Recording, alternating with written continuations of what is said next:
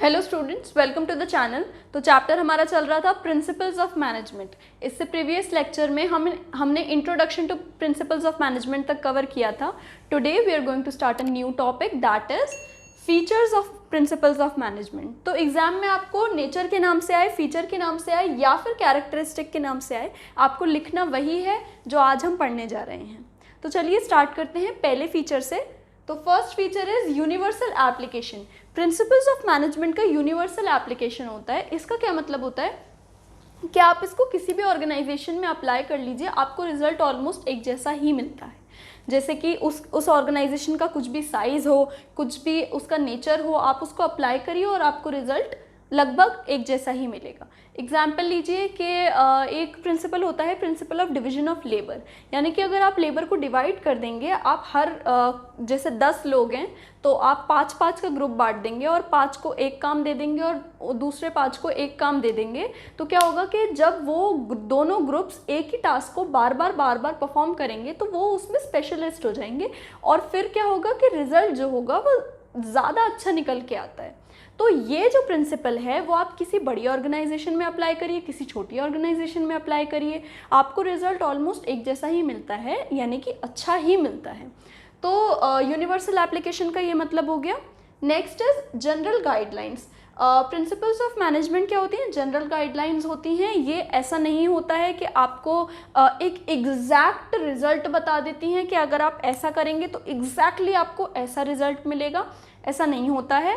ये आपको एक बेसिक आइडिया देती हैं कि आपको कुछ कंडीशंस में किस तरीके से बिहेव करना चाहिए या फिर करना है। एग्जाम्पल लीजिए आप, एक प्रिंसिपल होता है प्रिंसिपल ऑफ फेयर रेम्युनरेशन, यानी कि आपको अपने एम्प्लॉय को एक फेयर रेम्युनरेशन देना है। तो क्या है कि प्रिंसिपल ने तो ये बता दिया कि फेयर रेम्युनरेशन देना है, लेकिन फेयर रेम्युनरेशन एक्चुअल में है कितना ये नहीं बताएगा प्रिंसिपल।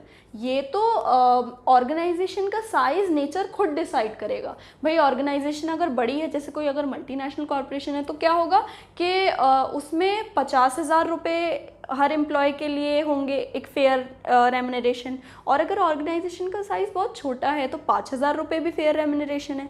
तो ये तो नेचर और साइज़ पे डिपेंड करता है कि कितना रेम्युनरेशन फेयर होगा। लेकिन प्रिंसिपल ने क्या बताया? प्रिंसिपल ने सिर्फ इतना बता दिया कि आपको फेयर रेम्युनरेशन देना है, यानी कि एक आइडिया, सिर्फ एक जनरल गाइडलाइन आपको प्रोवाइड करते हैं प्रिंसिपल ऑफ मैनेजमेंट।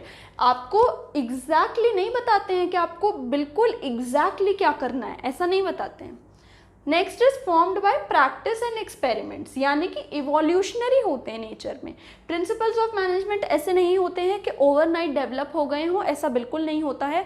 बहुत टाइम की एक्सपेरिमेंट्स, बहुत टाइम की प्रैक्टिस लगी होती है एक प्रिंसिपल को बनाने के लिए। जैसे कि हमने फर्स्ट में एग्जांपल लिया था कि डिवीजन ऑफ लेबर का जो प्रिंसिपल होता है वो भी बहुत ज़्यादा रिपीटेड एक्सपेरिमेंट्स और डीप ऑब्जर्वेशन से बना है।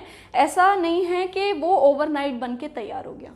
तो इवोल्यूशनरी होता है, यानी कि प्रैक्टिस और एक्सपेरिमेंट से फॉर्म होता है। Next is flexibility.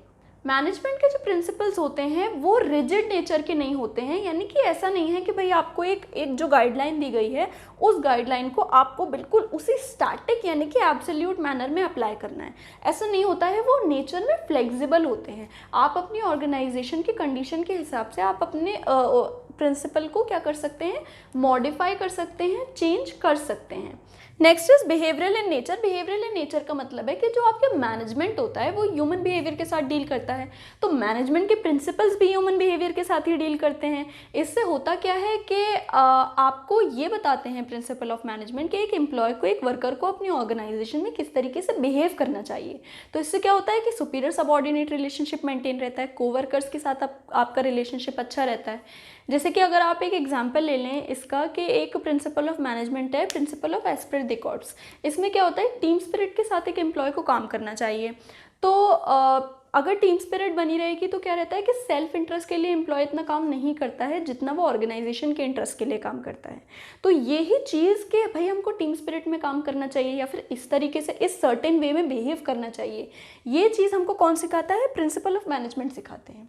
Next is based on cause and effect relationship. Principal of management जो है वो कॉज एंड इफेक्ट रिलेशनशिप पे बेस्ड होते हैं, यानी कि ये आपको ये बताते हैं कि अगर आप ऐसा करेंगे, आप ये एक्शन लेंगे तो आपको ये रिजल्ट मिलेगा। तो इससे क्या होता है कि आपको एक जनरल आइडिया पता चल जाता है कि भैया आप ऐसा करेंगे तो आपको इस तरीके का रिजल्ट मिलेगा। एग्जैक्टली तो वो आपको नहीं बताएगा कि बिल्कुल परफेक्ट यही रिजल्ट मिल जाएगा, लेकिन लगभग वैसा ही रिजल्ट मिल जाता है।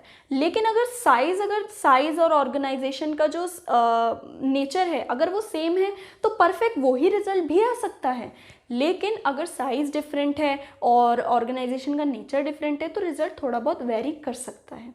लेकिन प्रिंसिपल ऑफ मैनेजमेंट क्या करते हैं, एक आपको कॉज एंड इफेक्ट रिलेशनशिप बता देते हैं पहले से कि आप ये एक्शन लेंगे तो आपको ये रिजल्ट मिलेगा। Next is contingent. कंटेंजेंट का मतलब है कि प्रिंसिपल ऑफ मैनेजमेंट आपको बता देंगे, आइडिया दे देंगे कि आपको ऐसा करना है, लेकिन भाई कोई भी सिचुएशन अराइज हो सकती है। हर ऑर्गेनाइजेशन अलग होती है, हर अलग प्रॉब्लम से डील करती है। तो उस टाइम पे क्या डिसीजन लेना है या फिर किस प्रिंसिपल ऑफ मैनेजमेंट को फॉलो करना है भी या नहीं, ये डिसाइड करेगा मैनेजर उसी टाइम पर। तो एक एग्जांपल ले लीजिए कि भाई एक हमने यहाँ पर डिस्कस करा था कि एक प्रिंसिपल है, principle of esprit the course. ये क्या होता है कि टीम स्पिरिट को एनकरेज करता है कि एक ऑर्गेनाइजेशन में टीम स्पिरिट होनी चाहिए। लेकिन टीम स्पिरिट तो तब होगी ना जब ग्रुप होगा। हो सकता है कि इतनी छोटी ऑर्गेनाइजेशन है कि वहाँ पे तो बंदे ग्रुप में काम कर ही नहीं रहे, इंडिविजुअल्स काम कर रहे हैं अपना अलग अलग। तो वहाँ पे जब ग्रुप ही नहीं है तो फिर टीम स्पिरिट किस चीज़ की, तो वहाँ पे ये प्रिंसिपल एप्लीकेबल नहीं है। तो कंटिजेंसी जो है ये आपको यही बताती है कि हर ऑर्गेनाइजेशन की सिचुएशन कुछ अलग हो सकती है और उस टाइम पर प्रिंसिपल अप्लाई होगा या नहीं होगा ये तभी पता चलेगा। तो ये तो थे हमारे भाई features of principles of management. चलिए आप देखते हैं importance of principal of management. तो चलिए स्टार्ट करते हैं importance of principal of management. Importance को आप सिग्निफिकेंस भी कह सकते हैं। तो फर्स्ट इंपॉर्टेंस है providing managers with useful insight into reality. इसका मतलब है कि प्रिंसिपल्स ऑफ मैनेजमेंट जो होते हैं एक मैनेजर को एक बेटर मैनेजर बनाते हैं। कैसे? वो मैनेजर को एक जनरल आइडिया प्रोवाइड कराते हैं कि एक पर्टिकुलर सिचुएशन में उसको किस तरीके से राइट डिसीजन राइट टाइम पर लेना है। एक और चीज़ ये है कि प्रिंसिपल ऑफ मैनेजमेंट इस चीज़ की भी नॉलेज प्रोवाइड करते हैं एक मैनेजर को कि भाई पास्ट में अगर किसी से कोई गलती हुई थी या फिर उसने कोई पर्टिकुलर डिसीजन लिया और वो वहाँ पे फेल हो गया तो आप उसको किस तरीके से डील करेंगे या फिर आज आप उसको किस प्रेजेंट सिचुएशन में उस चीज़ को किस तरह से अप्लाई करेंगे। तो क्या मतलब है इसका कि यूजफुल इंसाइट इनटू रियलिटी से वाकिफ़ कराते हैं कि भाई आपके सामने अगर एक पर्टिकुलर सिचुएशन आ जाती है तो उस सिचुएशन में आपको किस तरीके से डील करना है, उस सिचुएशन को आपको किस तरीके से मैनेज करना है। तो ये कौन सिखाता है एक मैनेजर को? Principles of management. Second is optimum utilisation of resources का ऑप्टिमम यूटिलाइजेशन हो, यानी कि कम से कम वेस्टेज हो, इस चीज़ पे इंसिस्ट करता है प्रिंसिपल ऑफ मैनेजमेंट। अगर इस तरीके के प्रिंसिपल्स नहीं बने होंगे तो फिर ऑर्गेनाइजेशन अपने अपने हिसाब से चलने लगेंगी और फिर इससे क्या होगा, रिसोर्सेज का यूटिलाइजेशन नहीं हो पाएगा और फिर वेस्टेज ज़्यादा होगा और इससे ऑर्गेनाइजेशन को ही ओवरऑल नुकसान पहुँचता है। तो नेक्स्ट है साइंटिफिक डिसीजंस। साइंटिफिक डिसीजंस का मतलब है कि जो मैनेजमेंट में क्या होता है कि आप कोई भी डिसीजन लेते हो तो आप कोई भी डिसीजन बस ऐसे ही नहीं ले लेते हो। कोई भी मैनेजर कहीं से भी आके किसी भी तरीके का डिसीजन नहीं ले लेगा। बहुत डीप स्टडी लगती है एक डिसीजन को लेने में। हर एस्पेक्ट को आपको ऑब्जर्व करना पड़ता है, हर एस्पेक्ट को आपको कंसिडर करके चलना पड़ता है एक डिसीजन लेते टाइम। तो क्या होता है कि बहुत ज़्यादा साइंटिफिक डिसीजंस आप लोगे, बहुत सिस्टमैटिक मैनर में आप पूरी ऑब्जर्व करते हो अपनी पूरी ऑर्गेनाइजेशन को, फिर एक डिसीजन पे पहुंचते हो। Next is meeting changing environment requirement, यानी कि मैनेजमेंट के जो प्रिंसिपल्स होते हैं वो जनरल गाइडलाइंस होती हैं और वो मॉडिफाई भी किए जा सकते हैं। अगर आपके इन्वायरमेंट में कोई चेंज आ गया है और उसकी वजह से आपको अपने प्रिंसिपल को चेंज करना पड़ रहा है, पूरी तरीके से चेंज नहीं, कुछ मॉडिफिकेशन लेके आना पड़ रहा है अगर, तो आप लेके आ सकते हो। क्योंकि क्या होता है कि एक मैनेजमेंट का जो नेचर होता है वो डायनामिक होता है। तो अगर ऑर्गेनाइजेशन के एक्सटर्नल या फिर इंटरनल इन्वायरमेंट में कोई चेंज आता है तो उसके अकॉर्डिंग प्रिंसिपल्स ऑफ मैनेजमेंट को एक मैनेजर मॉडिफाई कर सकता है। Next is effective administration. Effective administration का मतलब है कि एडमिनिस्ट्रेशन जो होता है वो टॉप लेवल का बहुत इंपॉर्टेंट फंक्शन होता है, यानी कि प्लान्स एंड पॉलिसीज़ बनाना पूरी ऑर्गेनाइजेशन के लिए। तो पूरी ऑर्गेनाइजेशन के लिए जब आप एडमिनिस्ट्रेटिव पॉलिसीज़ बनाते हो तो उस टाइम पर आपका कोई पर्सनल प्रेजुडिस या फिर बायस ना हो, आप ये मेक श्योर करते हैं प्रिंसिपल्स ऑफ मैनेजमेंट। ये बताते हैं कि भाई एक आप टॉप लेवल के मैनेजर हो, आपको सिर्फ अपना नहीं देखना है, आपको अपने एम्प्लॉयज़ का भी देखना है, आपको ऑर्गेनाइजेशन के बारे में भी सोच के चलना है। तो एडमिनिस्ट्रेटिव पॉलिसीज़ बनाने के टाइम पर भी प्रिंसिपल्स ऑफ मैनेजमेंट बहुत ज़्यादा यूज़फुल होते हैं। Next is fulfilling social responsibility. भाई कोई ऑर्गेनाइजेशन जब वर्क करती है तो ज़रूरी नहीं है कि हमेशा वो प्रॉफिट अर्निंग के लिए या फिर अपनी ऑर्गेनाइजेशनल गोल को अचीव करने के लिए ही वर्क करती है। उसकी जो सोशल रिस्पॉन्सिबिलिटी भी उसकी एक जिम्मेदारी होती है। तो क्या होता है कि आप सोशल रिस्पॉन्सिबिलिटी को फुलफ़िल करें, ये principal of management make sure करता है। जैसे कि एक प्रिंसिपल ऑफ मैनेजमेंट है principle of fair remuneration. Principle of fair remuneration का मतलब है कि आप अपने एम्प्लॉय को एक फेयर रेम्यूनरेशन प्रोवाइड करिए, एक फेयर वेज या सैलरी प्रोवाइड करिए। एटलीस्ट उसने जितना काम किया है, वो जितना डिज़र्व करता है, उतना तो आपको उसको देना ही चाहिए। तो ये किसने मेक श्योर करा कि प्रिंसिपल ऑफ मैनेजमेंट ने ये चीज़ मेक श्योर करी कि आपके एम्प्लॉय का इंटरेस्ट भी बना रहे, आप उसको भी सेफगार्ड करते रहें, अपने एम्प्लॉय के इंटरेस्ट को भी।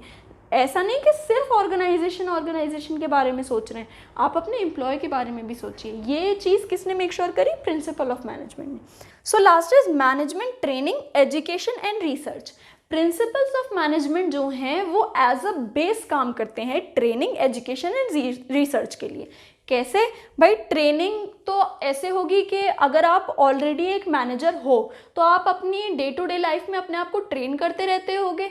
तो क्या करेंगे कि आप ऑलरेडी जो मैनेजमेंट के प्रिंसिपल्स प्रेजेंट हैं आप उनको स्टडी करेंगे और फिर देखेंगे कि भाई अगर मेरे सामने ऐसी सिचुएशन अराइज हो जाती है तो मुझे किस तरीके से बिहेव करना चाहिए, अगर ऐसी सिचुएशन अराइज हो जाती है तो किस तरीके से बिहेव करना चाहिए। तो इस चीज़ के आपको डीप नॉलेज कौन प्रोवाइड करेगा? प्रिंसिपल ऑफ मैनेजमेंट प्रोवाइड करेंगे। तो इस तरीके से आपकी ट्रेनिंग हो जाएगी। एजुकेशन किस तरीके से हो रही है? आप 12th क्लास के स्टूडेंट हो तो अभी से प्रिंसिपल्स ऑफ मैनेजमेंट पढ़ रहे हो। फ्यूचर में अगर आप मैनेजर बनना चाहोगे तो क्या होगा कि आप बेटर मैनेजर बन पाओगे। क्यों? क्योंकि आपने अपने एजुकेशन पीरियड में ही प्रिंसिपल्स ऑफ मैनेजमेंट की स्टडी कर ली थी। Next research. रिसर्च में क्या है कि अगर आप कोई रिसर्च करना चाह रहे हो प्रिंसिपल्स ऑफ मैनेजमेंट पे तो आपको ऑलरेडी प्रेजेंट जो है प्रिंसिपल ऑफ मैनेजमेंट उनकी एक डीप स्टडी करनी पड़ेगी। आप उनकी एक डीप स्टडी करेंगे तभी आप आगे रिसर्च कर पाएंगे। तो इस तरीके से ट्रेनिंग, एजुकेशन एंड रिसर्च के लिए ये बेस की तरह काम करता है। तो आज हमने सीखा कि features and importance of principles of management. I hope आपको समझ आया होगा। आप साथ के साथ इसके नोट्स बनाते चलिए, अपने फ्रेंड्स को शेयर करना ना भूलें, चैनल को सब्सक्राइब ज़रूर कर दें। मिलते हैं आपसे अगले लेक्चर में। Thanks for watching.